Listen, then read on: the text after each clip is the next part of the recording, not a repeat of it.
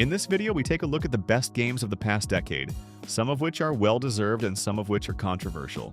So, which games do you think are the best games of the year? Let's find out through the video section.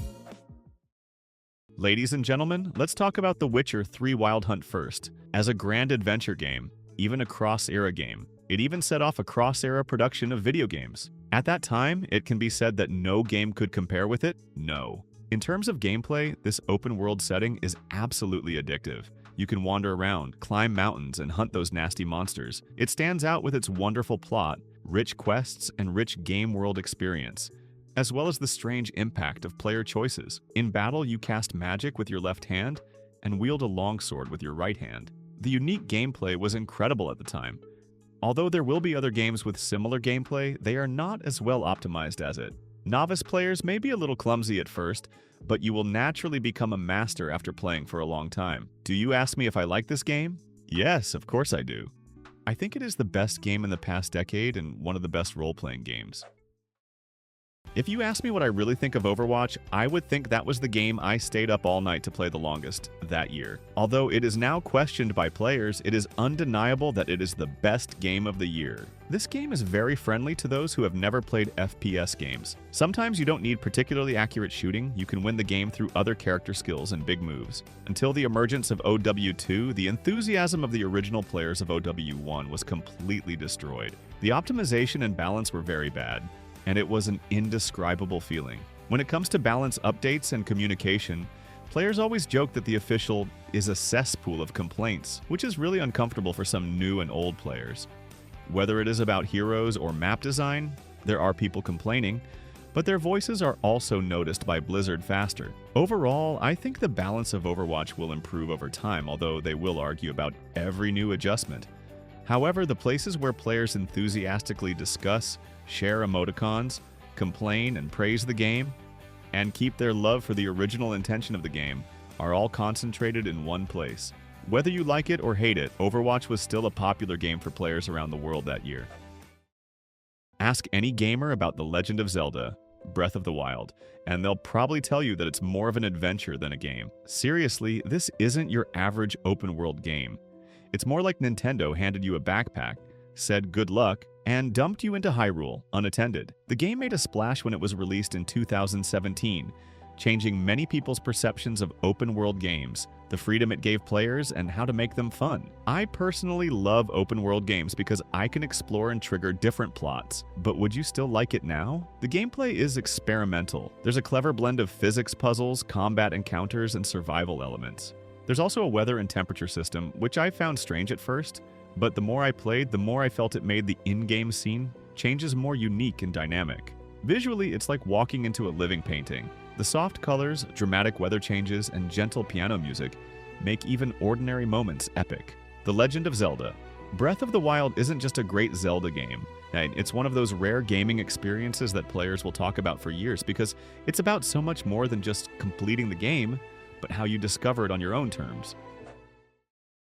Speaking of God of War, it is a hardcore benchmark for action-adventure games. The player plays Kratos, who has an unknown story, roughly meaning that he fulfills his wife's last wish and serves as a tough guy raising a child. The core gameplay of the game is brutal frontal combat. Absolutely exciting. Especially the visual of the execution action is very cool. You can also use combined attack skills with your son.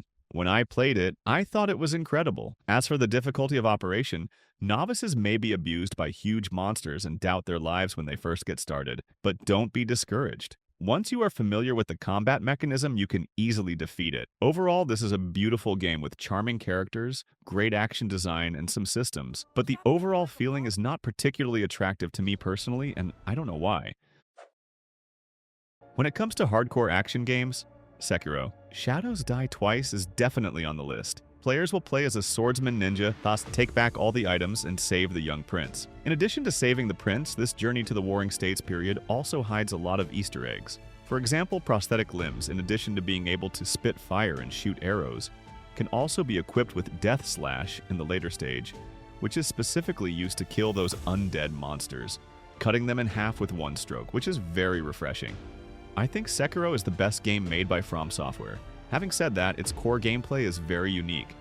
and even players who are used to the ordinary soul game mode will find it more difficult.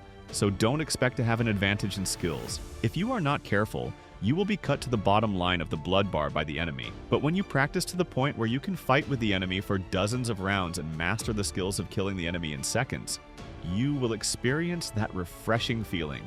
Of course, this is a great game, and timing, rhythm, and blocking are all important, because the game rhythm is very fast, especially testing reaction ability. Friends who like Operation, it is worth a try.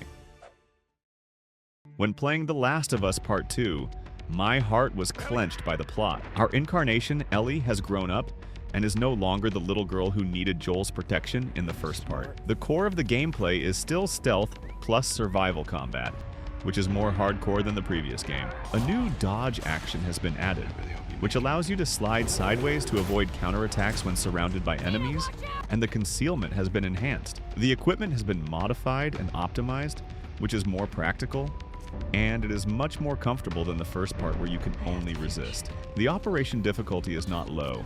If you encounter a group of wolves or enemies with dogs, you need to pay more attention, or you will be beaten to death. I vaguely remember the embarrassed look of being surrounded and fled by a group of wolves and dogs. What attracts me most about the game is the plot and the doomsday, especially the interaction between Ellie and her partners, which hides too many heart-touching moments and makes the humanity and details of people in the doomsday so realistic that it makes people dazed. I like this game very much. If you want to know if your partner really loves you, then play this game with her. But be careful that she will get angry with you because of this. It Takes Two is a dream game tailored for two-player cooperation.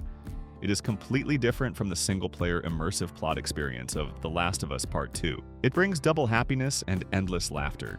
If you are alone, I don't recommend you to buy it. The game requires two players to work together. There are many asymmetric mechanisms in the levels, such as stepping on each other's organs, opening up roads for each other, and accurately grasping the timing of actions. You can play tricks on your friends during the experience, which is very interesting. The scenes of It Takes Two are full of various exquisite scenes and dreamy romance, as well as many lovely details and beautiful environments. You can meet your long-distance girlfriend in the game, but don't be discovered by your current girlfriend. In short, this is a great game. A classic game suitable for brothers and lovers to play together. Communicate more to play smoothly. The art style is bright and cute cartoonish. Every corner of the house becomes a fantasy world, such as adventures in the toolbox and battles in the garden, with full of details and super fun. Elden Ring is one of the few epic games in the Souls category that I have come across. Its vast open world and rich gameplay innovations bring players an unprecedented, shocking experience. However, the Centaur Knight at the beginning is crazy. It is a boss that makes novices discouraged. The game map is unimaginably large, and it is a seamless ground and underground world. The combat system is completely diversified, and the knight can also release magic. It's a joke. However, there is a very annoying point in this game.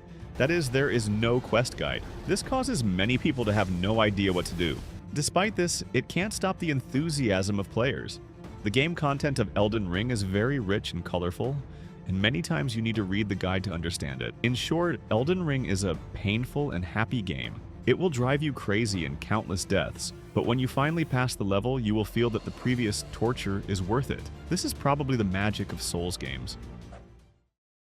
To be honest, I don't know much about Baldur's Gate 3, but I will still give you a brief explanation of the game's content. The charm of Baldur's Gate 3 is that it is like a living fantasy world. The deeper you play, the more you can experience the surprises and headaches hidden in the details. But don't be confused by too many options. Each option has a different meaning, so don't worry about it. The game has a great degree of freedom.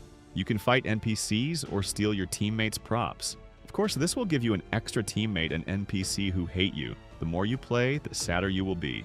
Your teammates and some NPCs will leave because of a certain story. This is a plot that we can't change. Finally, remember, don't ask for a perfect ending. It will be sad when teammates leave the team. If you save A, you have to sacrifice B, but it is these regrets that make your story unique. When Astro's Playroom won the 2024 Game of the Year, I was angry. Why not Black Myth? Wukong. Perhaps the official evaluation is the game's playability and design. I think Black Myth. Wukong is not bad. At the same time, no game in 2024 is more popular than it, although it is a Chinese game. Maybe there are differences in the different gameplay designs, but I believe that both of them are very good games. After all, Chinese games are on the world stage for the first time, and some players don't know about them yet. Back to Astro's Playroom. The clever puzzles and playful level design really make every step, jump and zip line, as intoxicating as magic. Plus the cute robots. It is the key to players' obsession. If you are looking for a happy time, easy entertainment, and like other PlayStation Series games, then Astrobot will be a great choice for